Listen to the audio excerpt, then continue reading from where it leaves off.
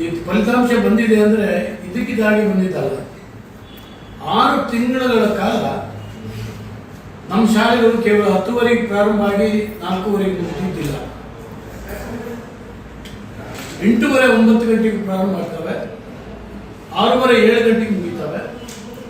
ಕೆಲವು ಭಾಗದಲ್ಲಿ 9 ಗಂಟೆ ನಂತರ ಕೂಡ ನಡೆದಿದ್ದಂತ ಒಂದು ಸಂದರ್ಭಗಳಿವೆ. ಪ್ರತಿಯೊಂದು ಶಾಲೆಯೂ ಕೂಡ ಸ್ಪರ್ಧೆಗೆ ಬಿದ್ದವರ ರೀತಿಯಲ್ಲಿ ಮಕ್ಕಳನ್ನ ಪರೀಕ್ಷೆಗೆ ತಯಾರು ಮಾಡುವಂತ ಕೆಲಸವನ್ನ ಮಾಡೋದು. ನಾವು ಅನೇಕ ಸರಿ ಅಂದ್ಕೊಂತೀವಿ ಸರ್ಕಾರಿ ನೌಕರರು 10 ಗಂಟೆಯಿಂದ 4 ಗಂಟೆ ಇದ್ದರೆ ಸಾಕಾಗುತ್ತೆ. ನಮ್ಮ ಶಿಕ್ಷಕರು ಅಪರೂಪದ ಸರ್ಕಾರಿ ನೌಕರರು. ಹಾಗಾಗಿ ಅವರ ಈ ಬದ್ಧತೆಯ ಕೆಲಸ ಈ ರೀತಿ ಫಲಿತಾಂಶ ಬರಲಿಕ್ಕೆ ಕಾರಣ ಆಗಿದೆ.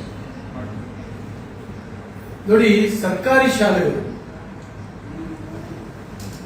ಒಟ್ಟು 42 ಶಾಲೆಗಳಿದ್ದಾವೆ ನಮ್ಮ